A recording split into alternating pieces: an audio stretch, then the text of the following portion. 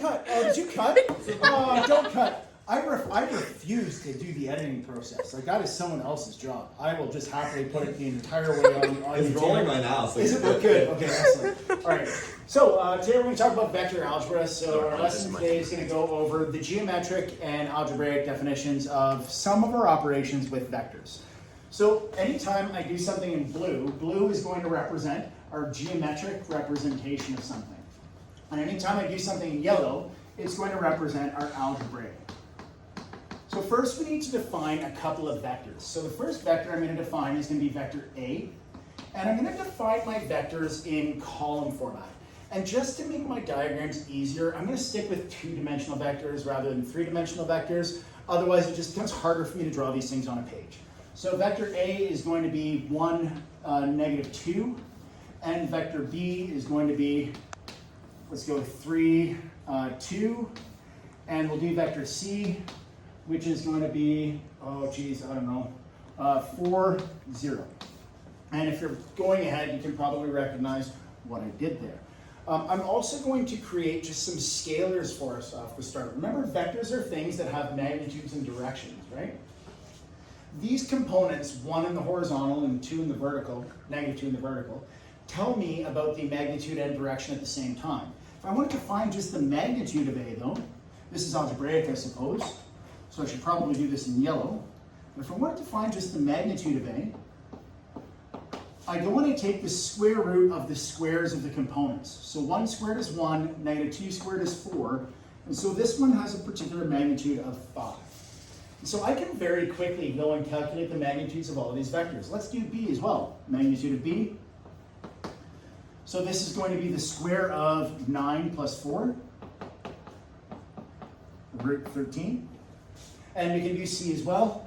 Although, actually, we should probably use a little bit of intuition before we do C and recognize that because it only goes in the horizontal direction, and if we're thinking about this on the page, so I'll draw a grid. We're thinking about this on the page as a position vector. It's just going to go in that direction 4 units. So its magnitude should work out to be 4. We shouldn't be shocked when its magnitude works out to be 4. But let's go ahead and apply the magnitude formula algebraically anyways. So the magnitude of C is the square root of 4 squared plus 0 squared, or the square root of 16, which is just 4 as we had expected. So I just wanted to go over a couple of those things. Now, that's not really an algebra with vectors, but that is certainly measuring or a metric of vectors. And so that kind of wraps us or connects us hopefully to where our note was the day before, because we were working on magnitudes with our stuff the day before. Cool. Now that we have that, let's define a couple of other things. We're going to define a couple of scalars here. So I'm going to define the scalar K as being 5, and I'm going to define the scalar M as being -1/2. Just so that way we can consider different combinations of these vectors when we're drawing them out. So these are given pieces of information, and then we're just going to play around with some operations here. So if we can turn the camera so that we can see what we're doing here. I want to still kind of have about here, if that's all right. All right. So we'll take a look at addition, vector addition.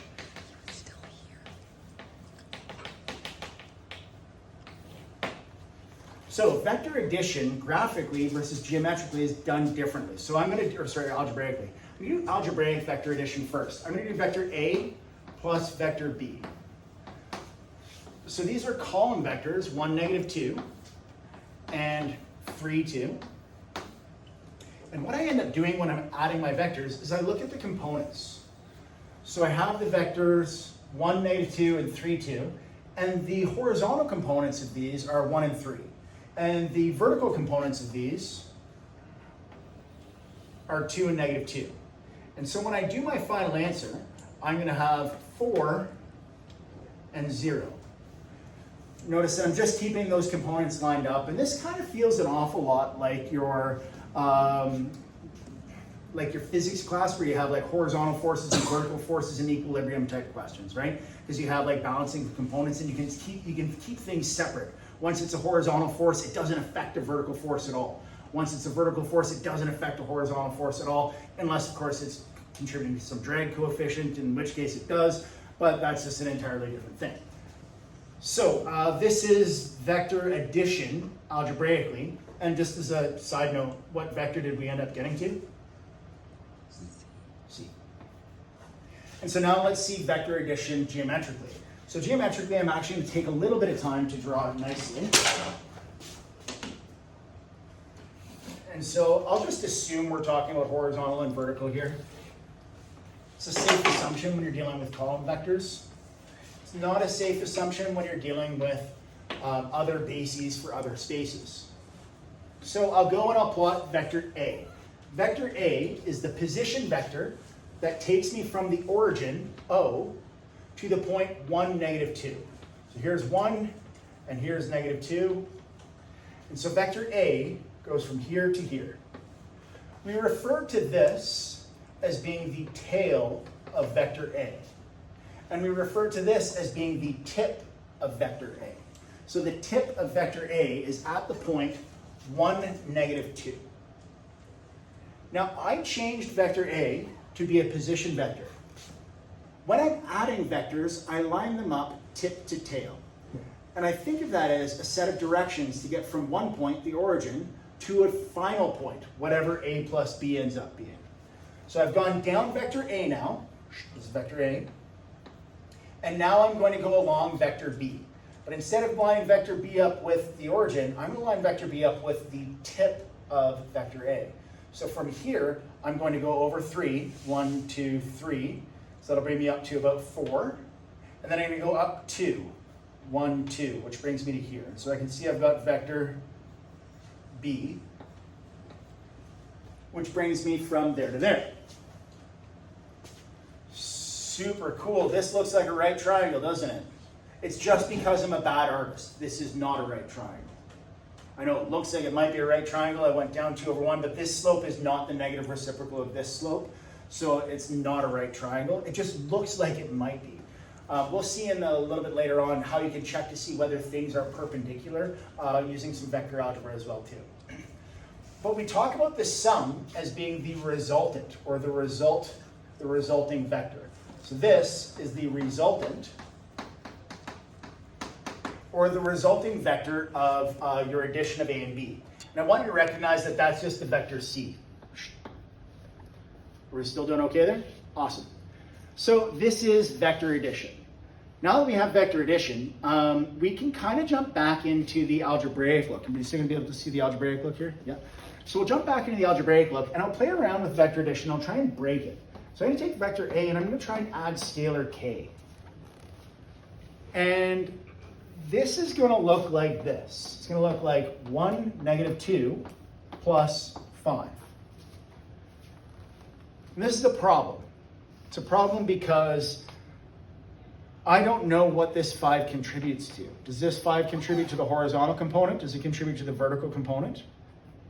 This is very much akin to apples and oranges.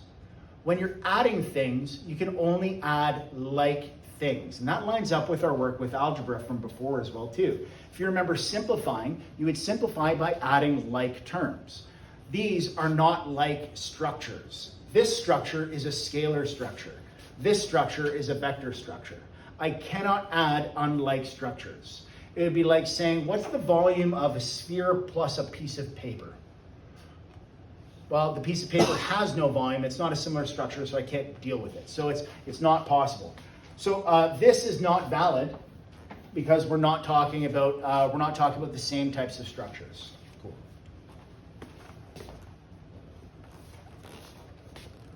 But we can do things like subtraction.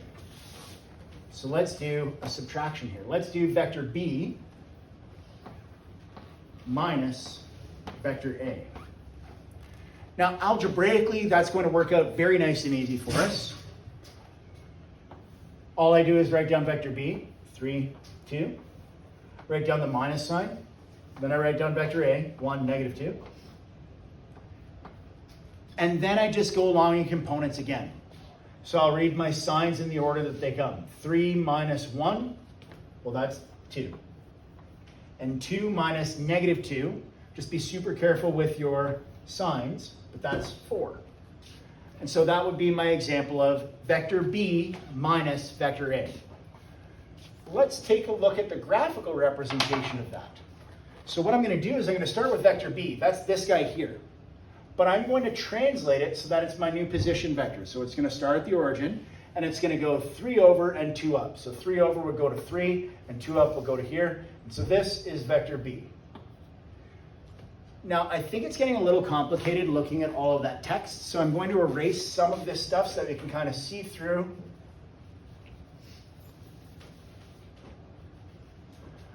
For what vector b is. So that's vector b. Next, what I'm going to do is I'm going to go ahead and subtract vector a. Now, subtracting is weird. Subtracting is like doing the vector, but in the opposite direction. So instead of going in the positive direction with this vector, which I realize is down and that doesn't make much sense, I'm going to go in the opposite direction, or up. So I'll take this vector and I'll just translate it to here. And I'm trying to draw them somewhat parallel. And this is going negative a, because I've taken a's magnitude and direction, and I've just reversed the direction. So it's going along that same line, the exact same magnitude, but in the opposite direction. So then this resultant ends up being right here. Now algebraically, we determined our resultant was 2, 4. So I go over 1, 2, and I go up 1, 2, 3. Oh, look at that, 2, 4. Looks like it's our resultant. So the algebraic and the geometric here should be connecting nicely for us. When we're thinking about vector addition, we can think algebraically. Just go, I'm going to say row by row. And I hope that that makes sense. And what if I'm going with a quick little saying for geometrically, what do you think my quick little saying would be? Sorry, your name is?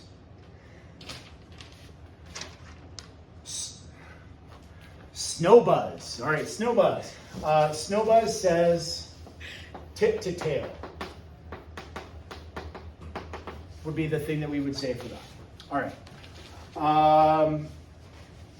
So that's vector addition. Now let's step into another type of algebra. Instead of just adding things, we can go ahead and start multiplying. And multiplying is where it gets a little bit funky. So let's jump into multiplying, and we're going to do our simplest type of multiplication first. So I'll turn the camera over to this board here, and we'll call this vector multiplication.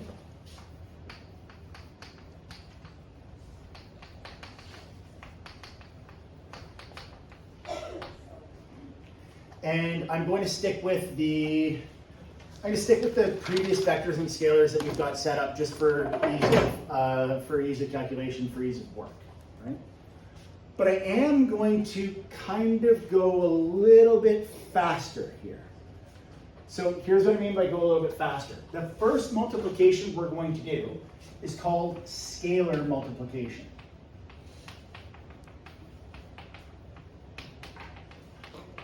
Scalar multiplication is when you scale something, when you make it a certain amount of times larger or a certain amount of times smaller. So scalar multiplication is actually what you get when you multiply a scalar by a vector. So this is different from addition. Addition, we had to have similar structures. We had to have vector and vector or scalar and scalar. With multiplication, we don't have to have similar structures. We can do vector and scalar.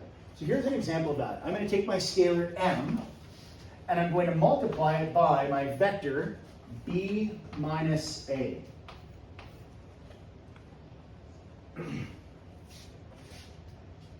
Now I'm going to show this algebraically 2 times. The first time I show it, I'm going to show it as though we've already done the work on the previous board where we calculated what b minus a was. So we have already done this vector addition and calculated what b minus a was. And we know that m is the scalar negative 1 over 2 from my original given piece of information. So m is negative 1 over 2, and my b minus a is the vector, was it 2, 4? I think it was 2, 4. Now here for IB Math SL students, it gets a little bit frustrating because we've seen statements that look like this before, but we're used to seeing it as though it's like 4, 2, right? Does this look an awful lot like choose notation? Super frustrating that it is a similar notation, but it's not the same thing. This is horizontal component, this is vertical component. Now we're going to go ahead and multiply this by a half. And by half, I mean by negative 1/2. With scalar multiplication, the scalar applies to both components. So in this case, we're going to end up with -1 and -2 as being our resultant of scalar multiplication. In another similar way, I'll do this in red, I could have written this as -1/2 times, and then I could have gone 3/2 and -1/2 times, or sorry, +1/2 times 1 -2. And I want you to recognize what I'm doing here. What I'm doing is taking this -1/2 and I'm distributing it into b. So this is m times b. And the next one is m times -a. But I've just taken my m, which was a negative, and multiplied it by a negative to make it a positive. Got a question from Snowbuzz? Yes? Okay, so for the bottom yellow one, it Yep. says -1, -2. Yes. Could you put the negative outside of those brackets as Yes. a negative and then 1, 2? So this is, it's a very common practice. This is removing a scalar from. It is useful when you're talking about structures like lines and planes, but you have to be careful with it as well too, because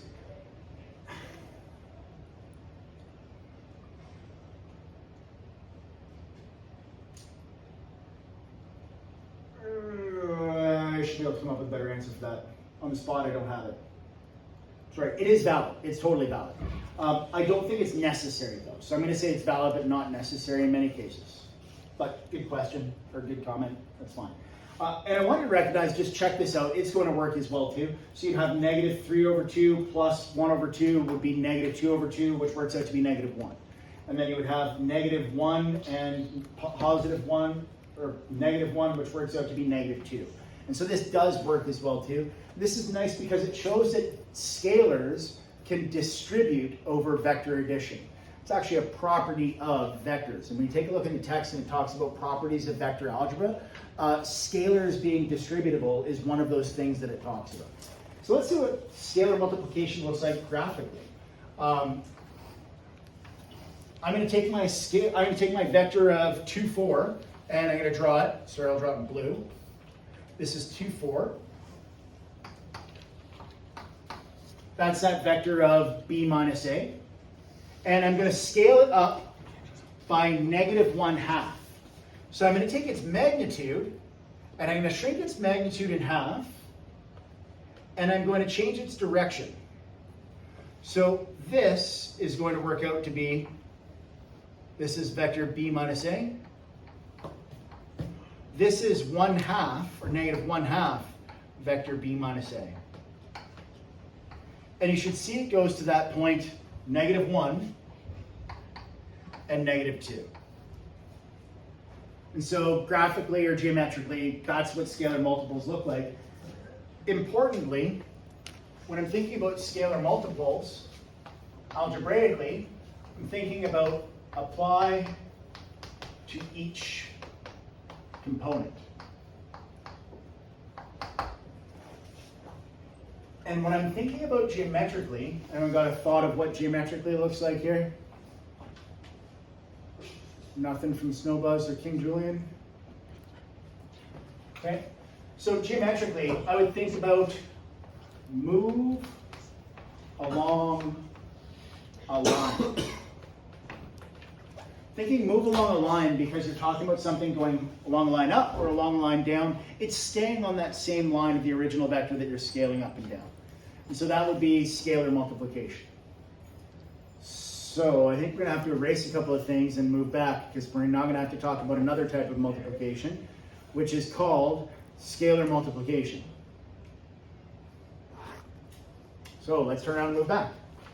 Go all the way back here. Oh, sir? Has it given you the warning saying that I've run out of memory on my iPhone yet? Okay, good.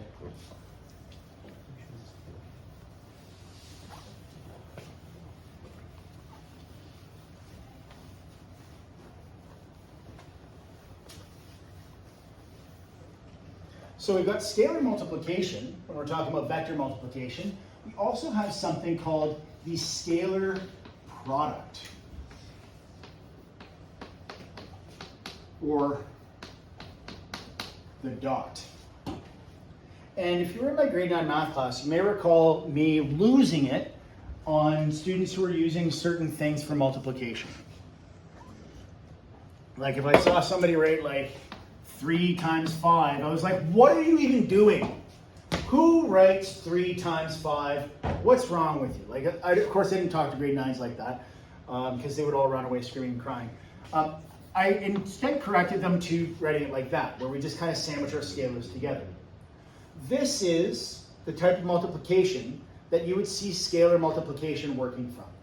So when we see no symbol indicating and just a set of brackets, this is indicative of scalar multiplication.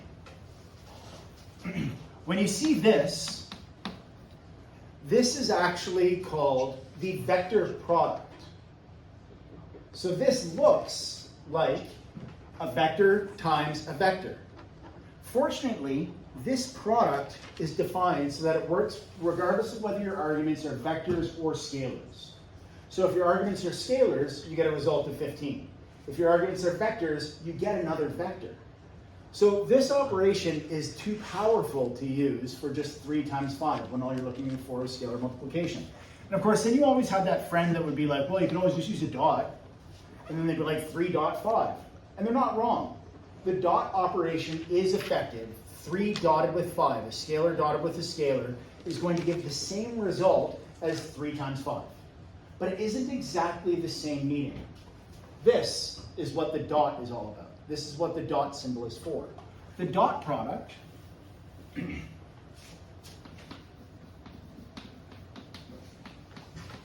or scalar product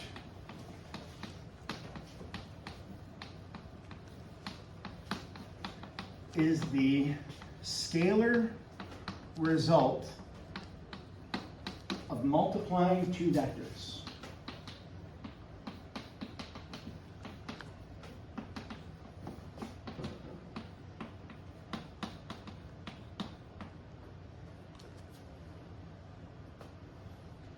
And so we've already listed a whole bunch of vectors off. We've got like A and B and C, right? I think we have all those vectors listed off, A, B, and C. So I'm going to show A dotted with C. A dotted with C now actually has some meaning. Here you have a vector times a vector. Algebraically, this is what that looks like. Put the dot in the middle, sorry. Dot. And so A was, what was our value of A? I'm sorry, was it 1, -2? And C was 4 and 0? A dotted with C is 1, -2 dotted with 4, 0. When we do the dot product, this is really, really challenging. You go row by row. You take component from vector 1 and you multiply it by component from vector 2. So we'll take 1 times 4. Notice this isn't a dot now because the components themselves are scalars. So this isn't a dot. This is now a scalar multiplication. And we're going to add to that this row. So -2 times 0. And what are we going to get? We're going to get a scalar. And that's why it's called the scalar product, because when you perform this operation, you're left with a scalar. You're not left with a vector. You didn't multiply 2 vectors and get a vector as a result. You multiplied 2 vectors and got a scalar as a result. Now we can generalize this algebraically by talking about vectors u, u1, u2, and u3, and v. I'm going to call them v1, v2, and v3. So if I have these 2 vectors, then I can describe the dot product between these 2 vectors. And I'm only doing this in 3 space because you're probably going to run into dot products in 3 space. It's a very useful thing. So let's visualize what u dot v is going to look like.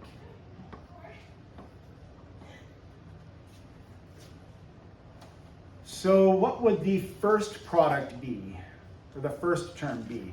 King Julian? U1, V1. That'd be u1, v1. Next, George Clooney. U2, V2? And what would the sign be in between these? Plus. It's going to be plus, because what we're doing is we're doing these little mini scalar products, and then we're summing them together to get an overall scalar. And then lastly, George Clooney again. U3, V3. And hopefully this is super easy to see how the pattern works. You're just multiplying across and adding. That's how you perform the scalar product with vectors. I want you to notice that I've been writing in yellow because yellow is my geometric color. Sorry, my algebraic color. Blue is my geometric color. So the question becomes, what is blue actually going to give me? What is this actually going to give? And for this, I'm going to have to draw out my two vectors that I dotted at the beginning. So let's go ahead and draw them out. By the way, this will be the end of our lesson, this last little bit here, okay? Because I think we're doing pretty good timing. This is weird. When half the class is missing, and we only have George Clooney, Snowbuzz, and King Julian, it seems like we're able to get through things. So geometrically, I'll draw this. And I'm going to do that same exact product, okay? So I'm going to go ahead and do A dotted with C. So A, when I draw vector A, is the vector that goes 1, -2. So here's 1, and here's -2. And so here's my vector A. That's vector A, right there. And C, fortunately, was the vector that went from here to 4. So 1, 2, 3, 4, like there. So that is vector C. You might be wondering, how does the number 4 show up there? That's a good question. It doesn't. Number 4 doesn't show up there. But I can ask a pretty cool question. I'm going to. The question I'm going to ask is, what is that angle right there? So if theta is the angle between A and C, what is that angle right there? I'll give you a little hint. This is the point 1, -2. And so what I would do is I think I would find this angle, and then I would subtract it from pi/2. Now, I didn't choose nice enough angles that they work out without a calculator, so I think we're going to have to use a calculator for it. So if this is 1, -2, I could also go this way and say that the opposite is -2, and the adjacent is 1. And so what operation would I use to find theta? I'd use tangent, thank you. And so I don't have a calculator, but I'm hoping somebody has a calculator with them. Can somebody take the calculator out? And we're going to solve for theta by taking the tangent inverse of -2 over 1, or just -2.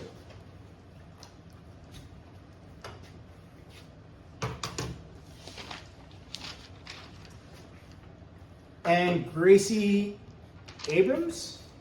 Gracie Abrams, what do you get? I feel like I'm being told to say names that are not appropriate. George Clooney's appropriate, but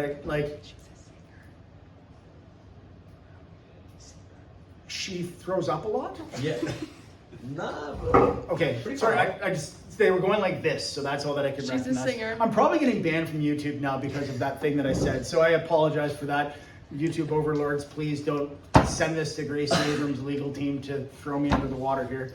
But frankly, she probably doesn't have that good of a legal team if I have no idea who she is. Okay, did I just start a beef? I think I just started a YouTube beef with Gracie Abrams, and I have no idea what I've stepped into. Avery's gonna die. And what is my angle theta going to work out to me? It's negative, I hope. what unit do you want? I'd like it in radians, please. -1.107. What other unit would you do? We're not going to swear, Gracie Abrams, please. We're just going to leave it as our answer, right? So, this is the measure of this angle here. And you're probably still like, okay, Mr. G, that's great and everything, but I don't see how 4 has to do with it. Well, what was the magnitude of C? From way back in your notes, I think the magnitude of C was 4, right? Yeah. What was the magnitude of A? 5. Was it root 5? Okay. Now this is going to seem a little on the magical side, but I want you to take the magnitude of A, the magnitude of C, and multiply it by the cosine of -1.107.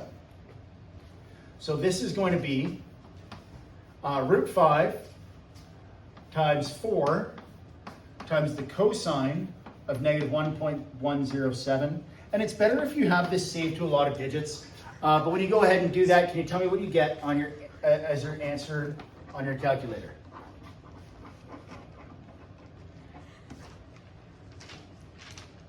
And it should be, so we've got someone getting ready to volunteer the answer. And Larkin Gregorius. Okay, yes. What's the answer? 4. 4. And that is not me pulling a rabbit out of my hat.